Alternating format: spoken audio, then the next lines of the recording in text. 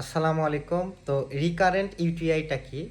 অর্থাৎ কারো যদি ৬ মাসে ২ বা তারও বেশি যদি প্রস্রাবের নালীতে সংক্রামক বা ইনফেকশন হয় বা বছরে যদি ৩ বার বা তারও বেশি যদি সে আক্রান্ত হয় ইনফেকশনে, তাহলে কিন্তু এটাকে রিকারেন্ট ইউটিআই বলা হয়। সাধারণত আমরা আলট্রাসোনোগ্রাফি, হল অ্যাবডোমেন, তলপেট দেখে বা হলো ইউরিন আরএমই, প্রস্রাব টেস্ট দেখে আমরা শনাক্ত করি যে তার পেশায় ইনফেকশন আছে নাকি। এটা রিকারেন্ট ইনফেকশন অনেক কারণে হইতে পারে। নাম্বার 1 যেটা অনেকে যে করে থাকে পানি কম খাওয়া। পানি কম খাওয়ার কারণেই কিন্তু পেশাব ইনফেকশন হওয়ার চান্সটা বেশি থাকে। আর একটা কি, আমাদের যে মূত্রনালীতে ওখানে ব্যাকটেরিয়া না মরে যাওয়া। অর্থাৎ অনেক সময় আমরা কিন্তু অ্যান্টিবায়োটিক কোর্সটা সম্পন্ন করি না। এ কারণে কিন্তু রিকারেন্ট ইউটিআই হইতে পারে।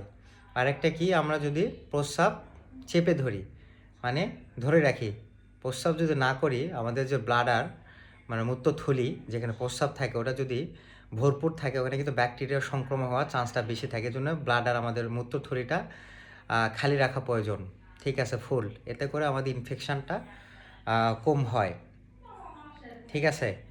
আর রিকারেন্ট ইউটিআই আরও কিছু কারণে হইতে পারে, যেমন হলো কারো ডায়াবেটিস হওয়ার কারণে কিন্তু এটা হইতে পারে। অবশ্যই তাকে টেস্ট করে নিতে হবে।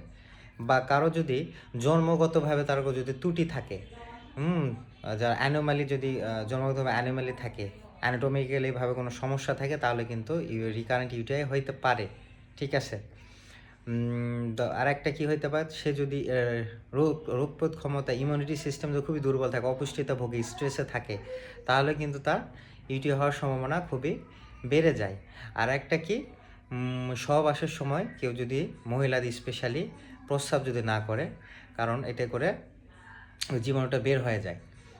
এই জন্য বলবো সহবাসের পর, ইন্টারকোর্স করার পর অবশ্যই প্রস্রাব করা একটু হলেও, এতে করে পেশাবে ইনফেকশন হওয়ার চান্সটা খুবই কম থাকে। এবং টয়লেট ব্যবহারের সময় যে অনেক সময় মহিলারা কী করে যে পিছন থেকে উপরে একটা মানে পরিষ্কার হয়, এটা না করে সামনে থেকে পিছনে যদি এই রুলটা যদি সে করে, তাহলে অবশ্যই ইনশাআল্লাহ তাহলে তার এটা পেশাব ইনফেকশন হওয়ার চান্সটা অনেকটা কমে যায়।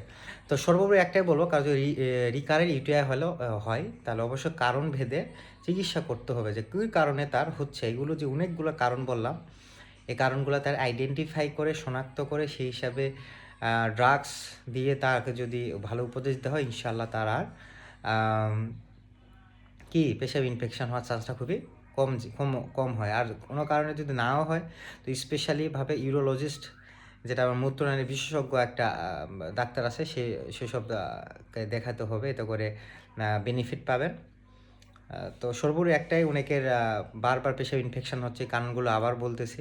কেউ যদি কম পানি খায়, কেউ যদি প্রস্রাব চেপে ধরে, মানে পেশাব ধরে রাখে, কারো যদি ডায়াবেটিস থাকে, কারো যদি অ্যান্টিবায়োটিক কোর্স সম্পূর্ণ না করে, কারো জন্মগতভাবে ওই মূত্রনালীতেই কোনো সমস্যা হয়ে থাকে, ঠিক আছে, বা তার যদি রোগ প্রতিরোধ ক্ষমতা কমে যায়, স্ট্রেসে থাকে, আর একটা হলো সহবাসের পর যদি সে প্রস্রাব না করে, আর একটা হলো টয়লেটিংয়ের একটা মানে একটা শিক্ষা আছে যে মহিলাদের এই যে যোনিপথ এবং মলদ্বার কাছাকাছি থাকার কারণে পরিষ্কার করতে হবে সামনে থেকে পিছনে। অনেকে পিছন থেকে সামনে করে, এটা করা যাবে না, সামনে থেকে পিছনে পরিষ্কার করতে হবে। তাহলে ইনশাআল্লাহ এটা রিকারেন্ট ইউটিআই ভালো হওয়ার সম্ভাবনা অনেকাংশে বেড়ে যায়। তো ভালো থাকবেন, সুস্থ থাকবেন। আসসালামু আলাইকুম।